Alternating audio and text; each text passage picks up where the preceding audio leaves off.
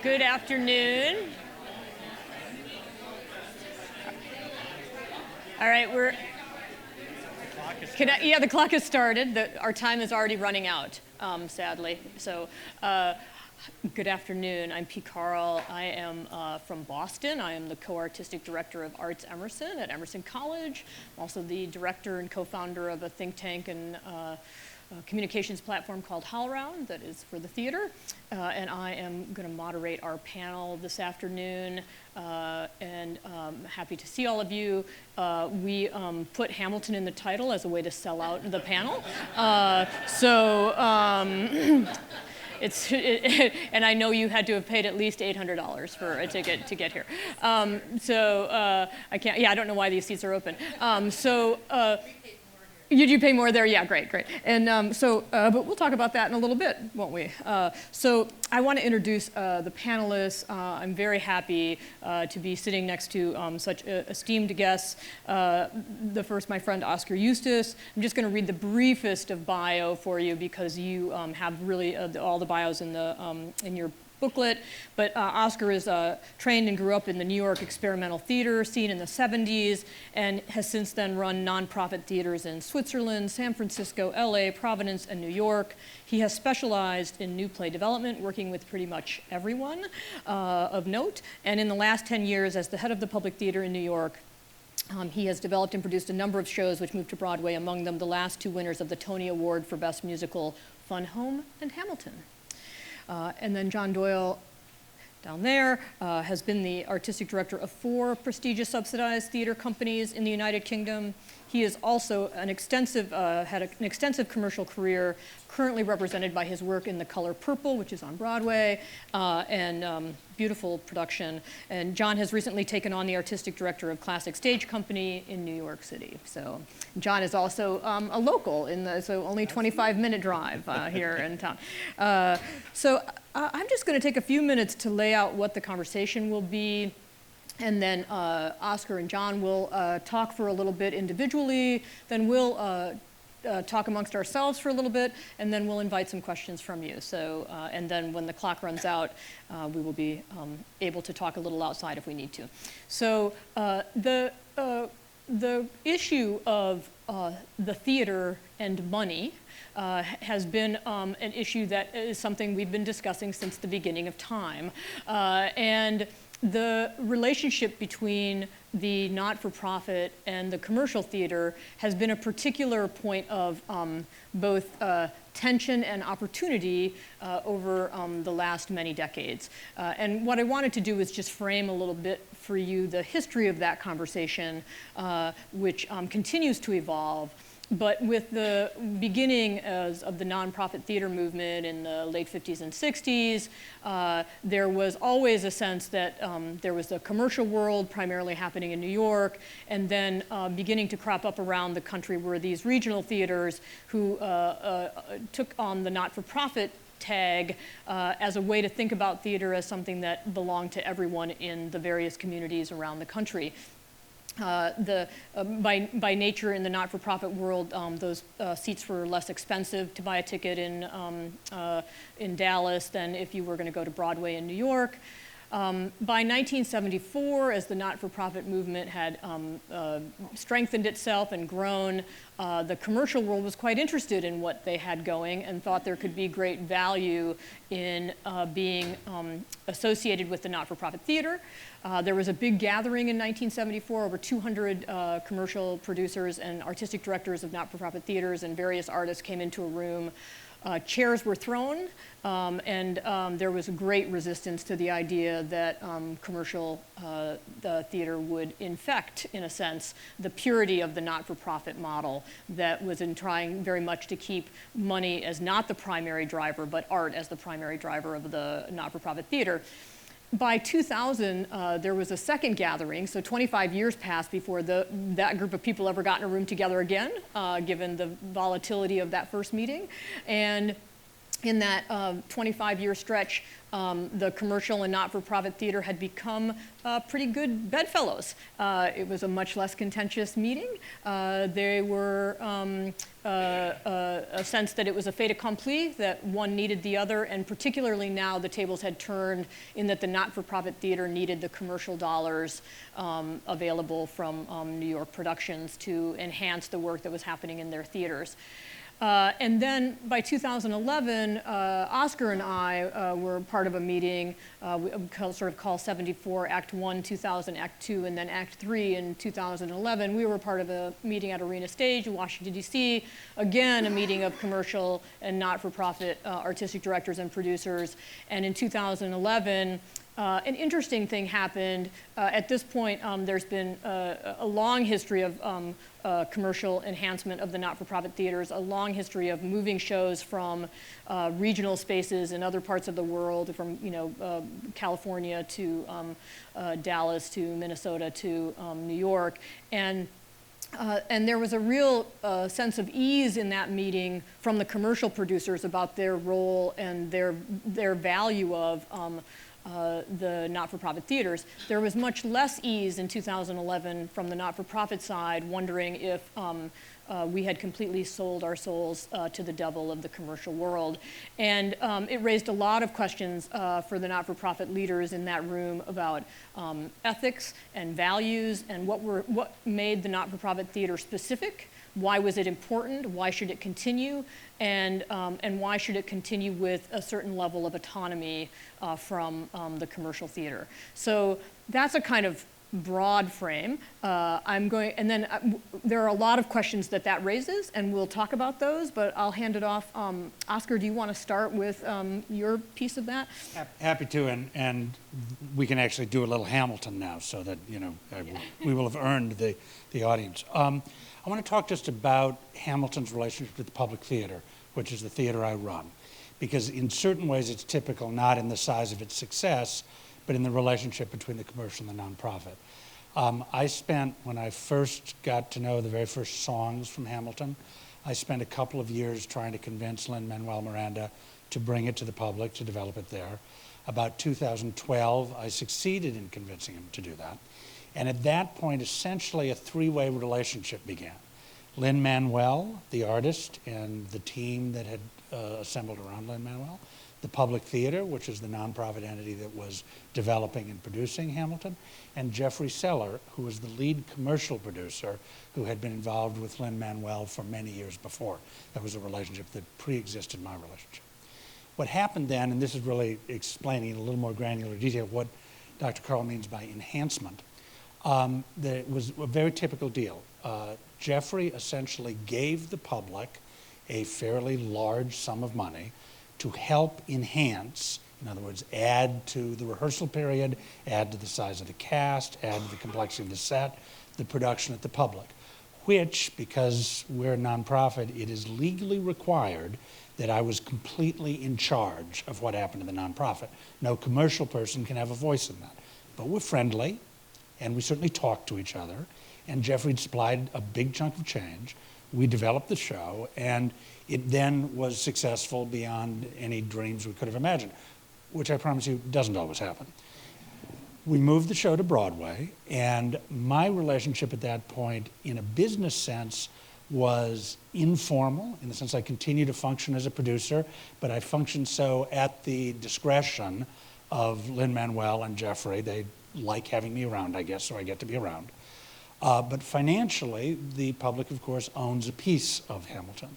And the amount of money that will throw off over the next decade, we fairly conservatively project to be about 35% of the total revenues of the public theater. It's an enormous amount of money. And of course, we have experience with this, which is we did Chorus Line back in the day, and Chorus Line in relative terms threw out even more money. As Joe Papp, to illustrate this, in the early 1980s when Chorus Line was at its height, Joe Papp, my predecessor, abolished the development department because he thought it was immoral to ask people for money when we were making some money. That was a foolish move that Joe did. But on the one hand, we have this reality now that there is a very tight relationship between the commercial and the nonprofit. And it's a relationship that in this particular case has been stunningly successful for everybody. We developed a huge hit. It's making a ton of money for commercial folks. It's feeding back wonderful things, not just money, but also brand. We have the best advertisement for the public theater that you can imagine running on 46th Street forever. That's not a bad thing for us. So that's great. But at the same time, the issues that Dr. Carl talked about, the values of the nonprofit theater, what I will tell you is that there's 3 core values that the nonprofit regional American theater were formed with after the Second World War. And I could bore you to death on this subject, but I won't. Those 3 values were, on the one hand, the idea that there was something that the theater needed to provide that the market could not provide, that the theater had a role in society that could not be supported simply by commercial market forces, needed subsidy.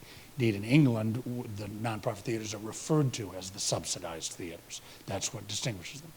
Second, that artists should have a home, that there should be a way to build a continuity and a life in the theater that didn't depend on the complete vagaries of commercial productions where companies are brought together and disintegrate in 2 days if the review is bad enough in the Times.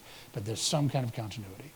And third, that by spreading out across the country, that the regional theaters would reflect distinctive regional voices, so that the glory of America, this federation of states, would be that we would have a number of different theaters that would make up the American theater, because each of them would have the character of their own place. 60 years on, perhaps 65 years on from the foundation of that movement, here's the report card. The distinguishing between the commercial and the nonprofit theater has become intensely blurred. There's a symbiotic relationship, which is in many ways valuable, but also without question is influencing what the nonprofit theaters do. There's an utter lack of geographical specificity to the American nonprofit regional theater. I could show an expert in the field the season announcement of almost any theater in the country, and nobody would be able to tell me not only what state it was, but even what part of the country it was in. There's a tremendous homogeneity. And third, not only do artists not make a living, the nonprofit theater as a field has now certainly tens of thousands of jobs. It's a big field now. Middle-class living, sometimes lower middle class, but middle-class living for tens of thousands of people, none of whom are artists.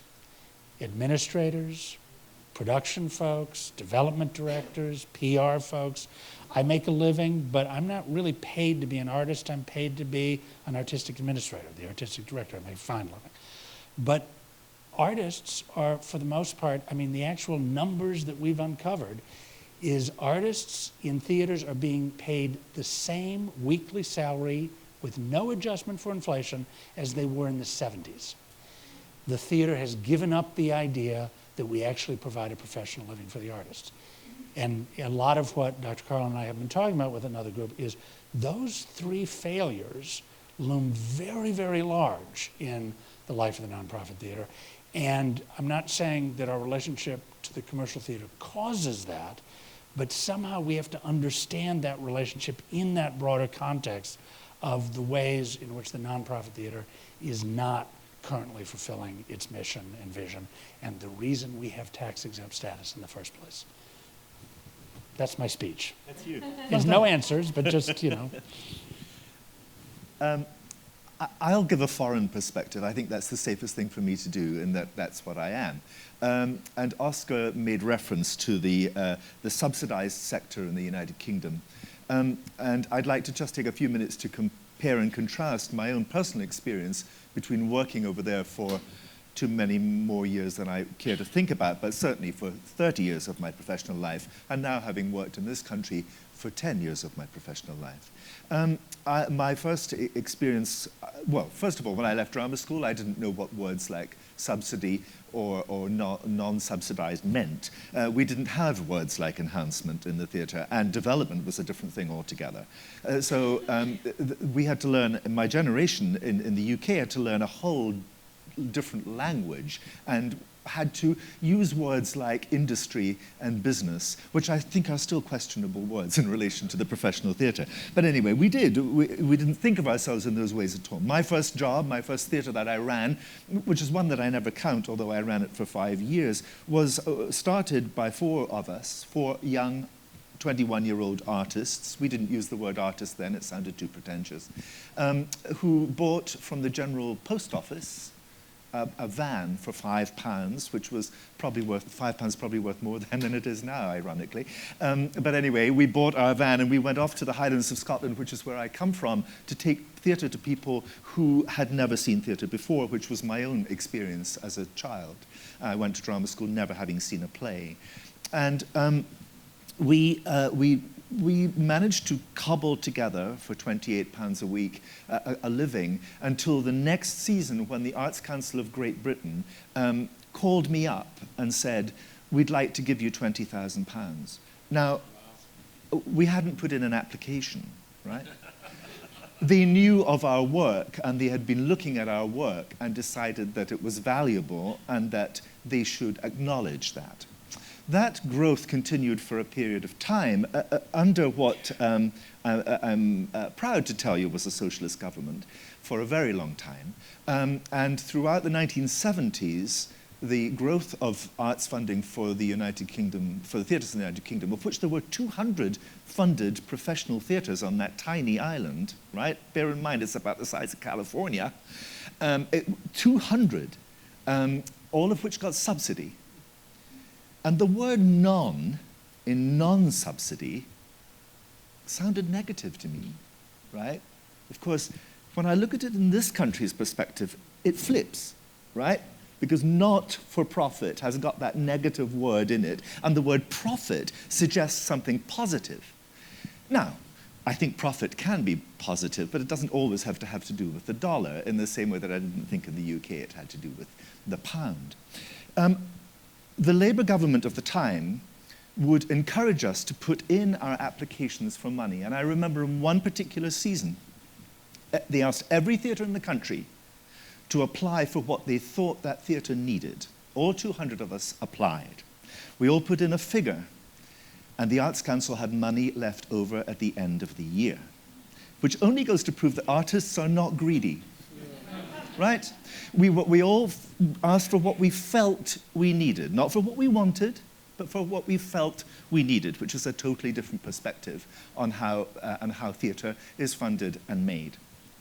Then a rather remarkable person came along in 1978, 79, a woman, and that's no disrespect to that, a very strong woman who gradually dismantled the system.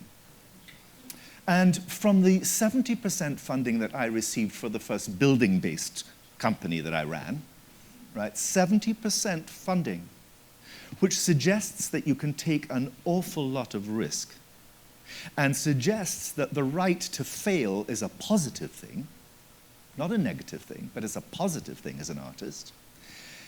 By the time I ran my last theatre in the UK, finishing in 1996, the average funding for a theatre, the theatre I was running, which was a much bigger organization, was less than 30% of the necessary income to keep that theatre operating. So that's an enormous downward spiral. However, as an artist, and I'm somebody, I mean, Oskar runs a much, much bigger operation than I do. I love to be in a rehearsal room, so nobody can ever stop me from doing that. It keeps me alive. So I'm a working artist who happens to now be in charge of a very small theatre in New York City. But throughout my artistic directorships of all those theatres, I would direct 12 plays a year myself, right? I was constantly in the rehearsal room as well as dealing with all the other issues of the building. But as artists, what happened, the gift that we were given, which is a bad thing in a way, the gift that we were given through the period of funding disappearing was that we had to use our imaginations in a different way. That we could no longer rely on covering it by money. We could no longer rely on hardware. We could only rely on people. I was running a theatre in Liverpool, and I wanted to do a musical my board wanted me to do a musical, and we couldn't afford to do one, and so I thought, okay, I won't be stopped. So I will do it with actors who also make their own music. And it was the beginning, it was a production of Candide, and it was the beginning of what's now all over America and all over Great Britain called the actor-musician method of making theatre. Some people call it the John Doyle method, which slightly annoys me, but I remember the pub I was in when we made up the term actor-musician, and now I teach actor-musicianship at Princeton. So life is an interesting thing. But that wouldn't have happened had the funding not disappeared, because we had to find another way to make theatre. Artists do find other ways to make theatre. We can't take advantage of that, right? It should come in two ways. Interestingly, my first production here, and I'm going to stop in a moment, was Sweeney Todd, which I did on Broadway, which came from a tiny not-for-profit theatre, right? So not-for-profit that we hardly got paid anything. We didn't get anything like subsistence for staying there. We joked about the fact that our subsistence was cereal in the morning. That was about it. But we made our piece of work, which I thought would never be seen again. At the age of 52, which is how old I was when I made that piece, that's the first piece of theatre in my life that made me a royalty. I'd never received one of those checks that arrive at the door before that time. Now, thank God, my husband and I have a house in Connecticut, so life has changed. But I just finished by saying that I think that the really interesting thing this season, let's focus on this season. Let's focus on Hamilton. Let's focus on The Color Purple. Let's focus on A View from the Bridge. And let's focus on The Humans.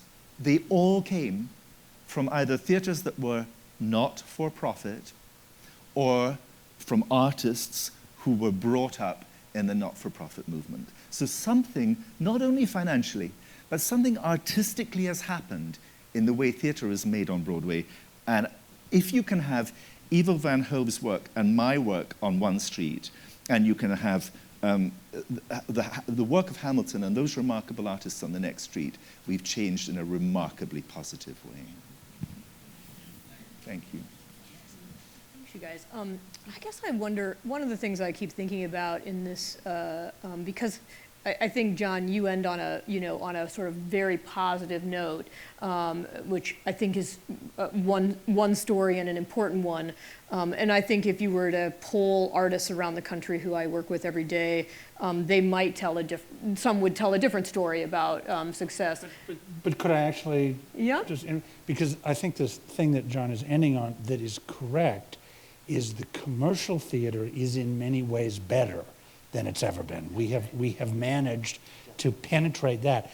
Where the problem lies is in the subsidized not-for-profit theater, in my point of view. Yeah. Exactly where I was headed, which was, no, it's good. No, I think that's great. And I feel like, I think that's the tension, right? That the commercial sector has never been stronger. And in fact, the relevance of theater has never been stronger. But what is the relationship of artists to that reality, right? And I think you're getting at that, Oskar, and what you're saying. And I guess one of the questions I have for, particularly maybe for you in this case, Oskar, which is just what do you feel like are the particular tensions in the not-for-profit theater as you've seen them over time that have made the commercial partnerships, A, so important, but B, created the reality that we see now, which is this kind of healthier commercial sector, and the not-for-profit sector still sort of trying to figure out where it sits in that? Well, I actually think it can't be separated from the larger society, because when Margaret Thatcher got elected, shortly thereafter, you'll remember that a former governor of California was elected here. And they were part of the same movement, and the way it affected the theater is, in essence, we were told we needed to become more entrepreneurial, which, of course, is just a French word for commercial.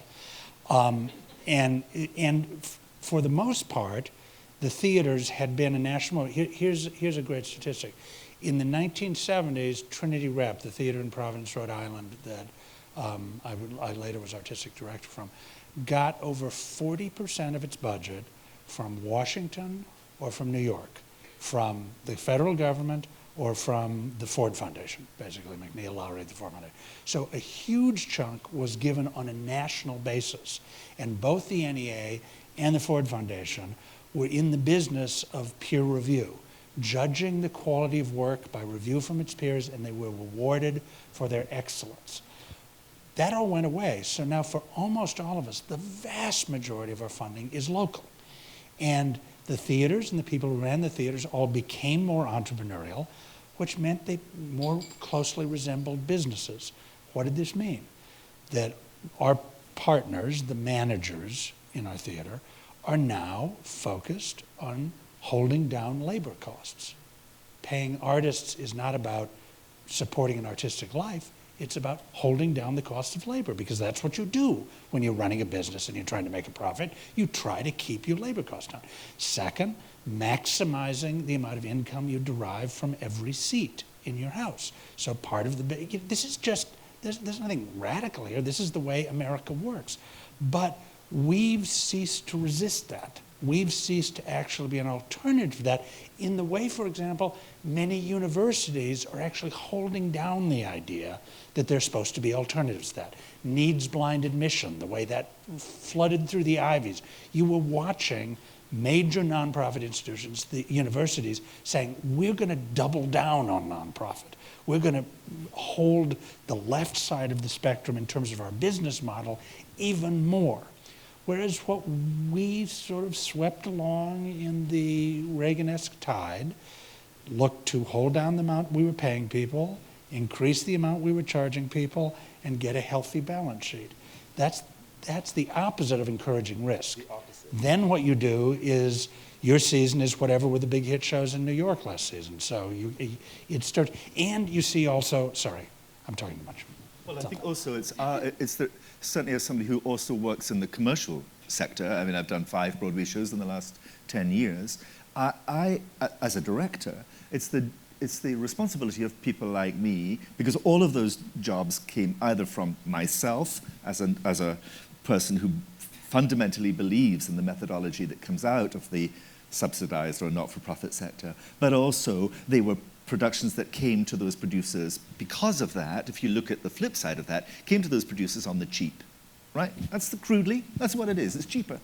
So you have to educate those people who you're at the table with. I'm going to give you a very small personal example. I did a piece of work at Cincinnati, Ohio, which is not a place you want to be in January. It's a nice place, but you don't want to be there in January. And a group of actors came with me to do a production of Company at Cincinnati, Ohio. I was booked to do the job because the gentleman who ran the theater I thought was a special man, nothing to do with Sweeney Todd or anything else. It was suddenly a hit, and there were some Broadway producers there on the opening night. And one of them, a rather powerful one, stood in the lobby and said to me as an artist, show is absolutely great. I want to take it in this season. Maybe we could get rid of Barbara Walsh and have either Bernadette or Patty. Maybe we could get rid of And I said, whoa. These people came to Cincinnati, Ohio in January to work with me. That was all they came to do. They're coming to Broadway, or you ain't getting the show. And it won the Tony. Right? We have to do that. We have to negotiate that, of course, but we have to hold our position of strength. The art itself has to have a position of strength. But that's a perfect example, John. That's you holding down values that are non-monetary values and saying, guess what? These are actually more important than money. That's right. That's great. And money can come at the other end of it. That's right. There's no reason not to accept the largesse of the world, absolutely, however. thank God. Yeah. But yeah. I think we should talk just a little bit. I want to move to an aesthetics question in a minute, but I think we should talk just a minute about boards of directors and how what is the impact of the not-for-profit board on the sense of homogeneity in the theater, on the push toward commercial? Does that feel like a critical piece of this sort of tension, or not? I think it is a piece, but for me, the experience that I've had is that ultimately in the theaters I've been part of, the staff gets the board they deserve. And it's the staff, the nonprofit board, the volunteer board, is the way America decided to actually have some stewardship of institutions that weren't making a profit. And it's kind of an odd thing, really, when you look at, there's a group of people who are volunteers, who are very often primarily there because of their ability to financially support the theater, who are making like the critical judgment of who should be artistic director of the. So what I've discovered is that it's just very important that as the professional, in a way I'm the staff guy, which means I'm hired by the board, but on the flip side of that, I'm the professional. I'm being hired in order to set a culture. And it's my job to try and make sure that the board, and I will say that right now, my board at the Public is beautifully attuned to that. Their biggest concern about the commercial stuff is that we not grow dependent on commercial money, and they want to structure it so that we never have to have commercial hits. And they have very clear sense of what the Public is there for, that is not about making commercial. But we've had a decade to work on that.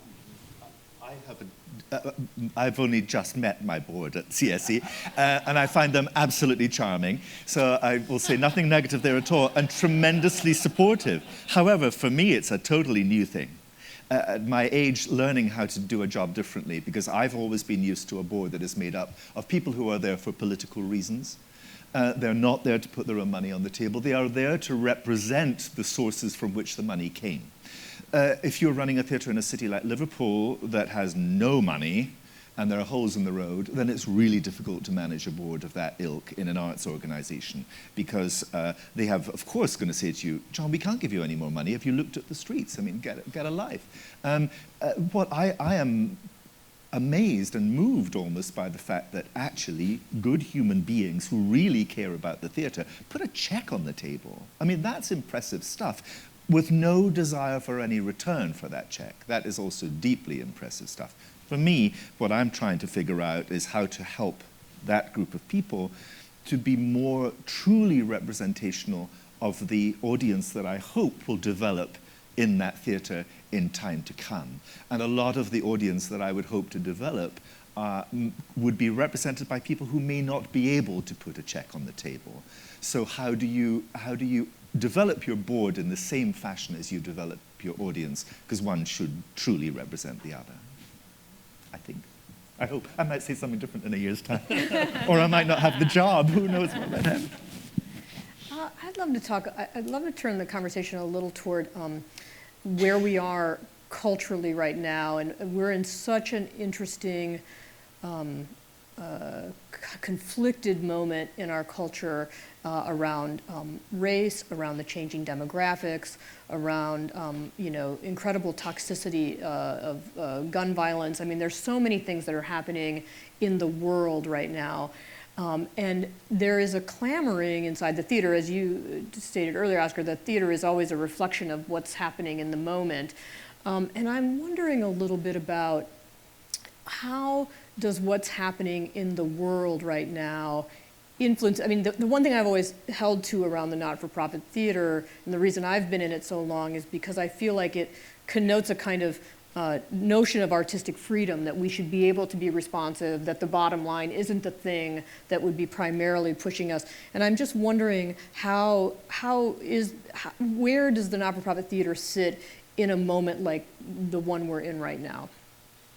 Well, there's really... You're the bad person to ask that, because you, I just want to say, because you have Fun Home, Eclipsed, Hamilton. You've done so well at, I think, catching that moment, but I also wonder what the challenges are of that. Well, I think it's twofold, and one of them is about shows.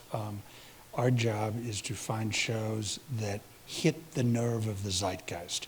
And for instance, Hamilton, there's many reasons that Hamilton is what it is and is as great as it is, and most of them are spelled Lin-Manuel Miranda. He's a genius. But one of the things that is absolutely part of it is that Hamilton, from the moment it hit its first audience at the Public, was hitting a group of people who didn't know how desperate they were to feel patriotic again, who didn't know how desperate they were to love an America that was about inclusion, to love an America that was about opportunity, to love an America that was about all of us being in together. And that's the vibe that one feels from the audience every night now at the Rogers, just that hunger to say, you can love America without wanting to build a wall. You can love America without hating other people, without hating immigrants, without hating Muslims. You can actually, everything that's good about America is inclusive, which is the other point, and so that's just Hamilton. But the other thing I want to say about the theater in general is the Western theater, which is the only theater I'm qualified to talk about, for 2,500 years, the theater thrives in moments of expanded democratic enfranchisement.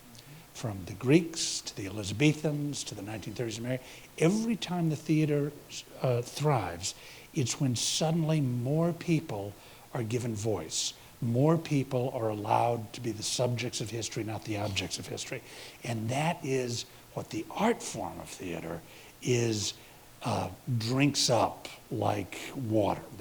So you can see that when the Tudor Compromise happens, and suddenly, for the first time since Athens, all classes of Elizabethan England come together at one time to be entertained in a way that, because of the Tudor Compromise, is legally required to be secular.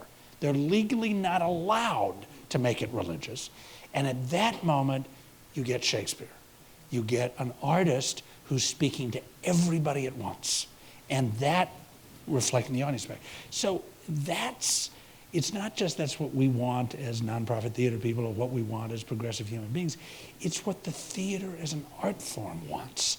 It's why you can't have reactionary plays. There's never been a good reactionary play, because you can't. You can't hold up reaction in the theater. It's all about empathy. It's all about inclusion. It's all about being in something together. Yeah, I think the key, the core of it all, which I think we're saying the same thing, lies in the actual programming itself. It's a little difficult the times move so quickly that you are often programming 2 years, 3 years in advance, hopefully. So you're thinking ahead, you're finding, and it's all about partnerships. Some of those are financial, but most of those are humanity. Most of those are about human beings, I believe. When I started programming, it was very crude. Many years ago, we would do 2 for them and 1 for us, basically. 2 that we believed they would come to and 1 that we wanted to do. So we knew that nobody would come to Uncle Vanya, we did that. But between the other side of that was Annie and something else, right? Those were the days when one had to be able to, why do you do a play? To pay the gas bill. I mean, it was that simple. Life is a little different, maybe. I still need to feel that anything that I program is a story I desperately feel I want to tell the world. You have to feel passionately about the actual story you're telling. I was asked to tell a story 3 years ago in an impoverished theatre, 4 years ago now, that I really genuinely felt I should not tell, which was The Colour Purple, because for many reasons, some of which are absolutely blatantly obvious, right? I'm British. Let's start with the less obvious ones. I'm getting older, I'm male, and I'm white. And I felt that I was the wrong person to tell The Colour Purple. I read all the material. I wasn't sure about the material. I read Alice Walker's novel, and I thought, oh, wait a minute. This isn't just about colour. This is about abuse, poverty, isolation. I know what those things are. I can maybe tell this story. And maybe what I could bring to it was a way of telling the story that was in itself something that could only happen in a theatre. Not a recreation of a movie, not stuff coming on and off, not that kind of theatrical magic, but the magic that happens between the human being and the other human being as they address each other in a direct fashion. 4 years later, there we go. But I took the job because I felt the story was worth telling, and I had no expectation of anything other than telling it at the Chocolate Factory in London and it never being seen again. I've never taken a job thinking that it could become a Broadway hit. That's the worst possible thing a human being can do. I've always only taken a job because I felt the story was worth telling. And we have to tell stories that are worth telling. That's happening more and more and more in the not-for-profit world. I don't know it so much from the regional theatre here, but in Britain, what used to happen was just not... The subsidised theatre were really basically copies of last year's West End material, right? Basically, that's what was happening. That changed there. Theatre sadly became depoliticised. I'm excited by the fact that we are becoming political again. I'm really excited by that. Politics in the theatre is ceasing to be a dirty word. That's a wonderful, wonderful thing. And it can change the world. Of that, there is no question. Right? Look at Hamilton. Look at The Colour Purple. I go into that theatre at night. It is like the best form of church you've ever been at in your life. I didn't know that's what we were making. I did not know that. We were just trying to figure it out. And I bet the same could be said for Lin-Manuel, just trying to figure it out. But it does go back to programming, and it does go into how do we develop the society that we live in.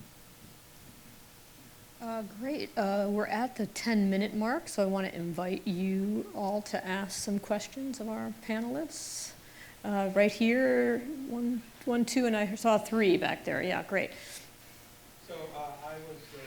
Microphone is coming. I was the chair of the now defunct Prince Music Theater in Philadelphia for 10 years and saw that as the economy cratered in 2007 and 8, all the money dried up.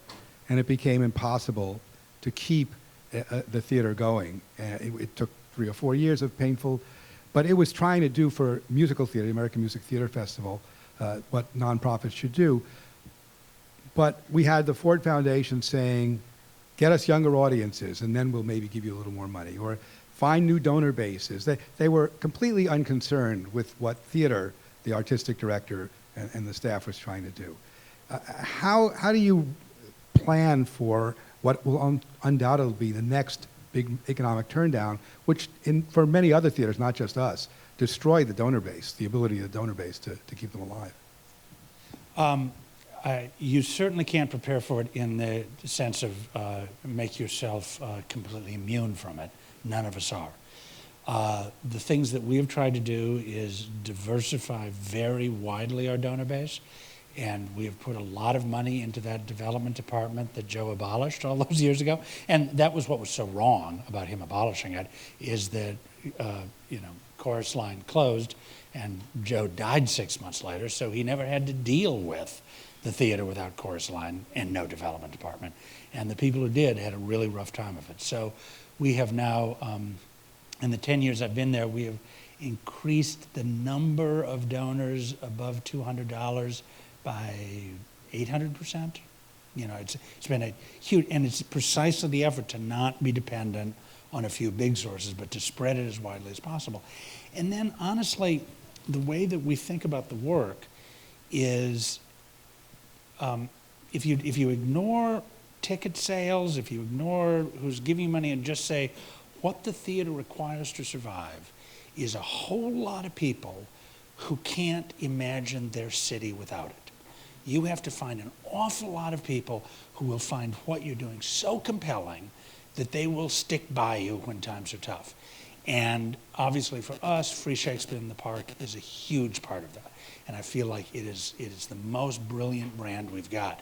Nobody asks, why do you need to raise money for Free Shakespeare in the Park?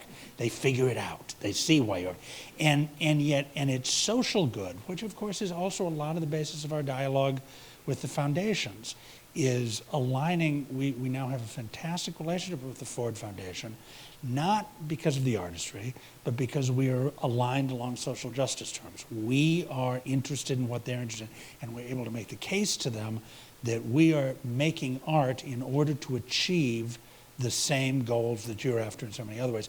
And we are. We're not faking it. That's really true. So you got to find enough people who don't want to let you go under. And we'll find out when the next recession hits if we've succeeded. Ditto is all I have to say to all of that.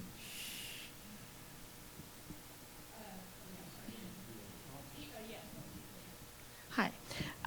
Thank you, first of all, for the panel.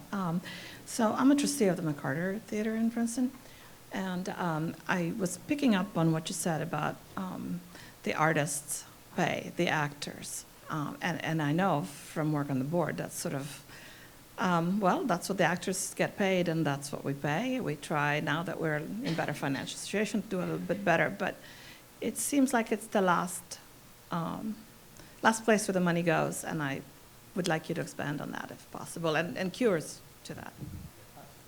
Of that, there is absolutely no question. I don't want to embarrass this gentleman here. One of I think probably my happiest job in this country, my happiest piece of work, was at his theatre doing roadshow some years ago. It was the most remarkable experience when we took the same piece of work to London. But I, as an artist, if I look at that, and I spent probably 2 years of my life working with the writers, working with Oskar, putting the piece on. I designed it as well. It was a lot. And boy, did I subsidize the arts, right? I could not, if I didn't have other parts to my life, I teach, I have some commercial work, etc. I could no way could I have afforded to pay my bills from the work that both those productions with, but I also, of course, got to work with remarkable, remarkable artists in the process. I feel that running the tiny theatre I'm about to be really running, the artists' salaries aren't going to go up for a long time, so other than in a very small incremental way, all one can offer is remarkable experiences and encourage those artists to build a relationship with your organization so they want to come back, they want to be there, but at the same time they have to go out like I had to do into the commercial world and earn a living. That's not ideal, it's wrong, but it is what it is at the moment. And do we really think that's going to change all that much? I don't know that we do. But that's where the fact that I run a big theater is a little bit different. It's my job to change that, John. It's my job to make that different. Because the real reason is supply and demand. It seems like there's no shortage of supply. It seems like you can pay them with mushrooms and actors still come out and audition for it. But what has happened is not just the nonprofit theater, but really the professional American theater has made a decision in the last 40 years, a passive, hidden decision that actors can no longer make a living on stage. And nobody will take responsibility for that. Nobody will say, yes, I decided that. But that's what the field decided. So basically, almost no actors make a living from the theater anymore. I don't think we've reckoned with what the fallout of that is going to be on the field as a whole, when we are seen basically as a hobby for the people who are absolutely essential for our business. And I think that's, again, it's a cultural thing. Just like Princeton didn't have to do needs-blind admission, they made a decision that was an institutional priority. I hope that we will make a decision as a field. I mean, the specific thing I'm hoping for is to create enough of a groundswell to just double what we pay actors everywhere. Just double, and figure out how to pay for it. Question here, yep, and then that'll probably be the final question. So I know we're talking primarily on the not-for-profit theater. As a significant investor in Broadway, I could argue that that's also a not-for-profit business. But one of the things that, you're talking about the inability to pay actors kind of what they deserve, et cetera. But over time, the cost of mounting productions, particularly on Broadway, but in general, I would assume this is true everywhere, has gone up so dramatically. Would you comment a little bit about that and what can be done to deal with it? Well, part of it is something that was pointed out in a study by the Rockefeller Brothers Fund in the late 60s in a book called The Performing Arts Dilemma, which posited an economic reason for this, that essentially within the performing arts, productivity is intensely limited. It takes the same amount of time to make a play and perform a play now that it did 2,500 years ago. If you performed it faster, it's not the play anymore. And so as costs rise, productivity can't rise. So that what they were pointing out is essentially there is always going to be a gap, and that gap is going to increase over time. And I think that's been true. And right now, part of the way we're making up for it is we're not paying artists. Artists, their productivity hasn't gone up, neither have their salaries in 40 years. One thing that I'm very proud of that we did on Hamilton, and a few other shows have done as well, is allowed profit participation for the original acting and stage manager company. And that is actually, it is costing Hamilton a rounding error. It's a tiny amount of money that is going to make an enormous difference because this deal is going to last for 40 years after the closing of our company. And our company will probably last for 15 to 20 years. So these actors' children, their heirs, will be getting what is right now, a significant weekly amount of money. That's hugely important. I hope that can be a model too. Not that we encumber the costs, but that when there is a success, that the wealth is spread more widely. Because that's another way that we've gone that's unfortunately like the rest of America, a huge divide between the haves and have-nots. There are certain people in the American theater whose grandchildren will be wealthy.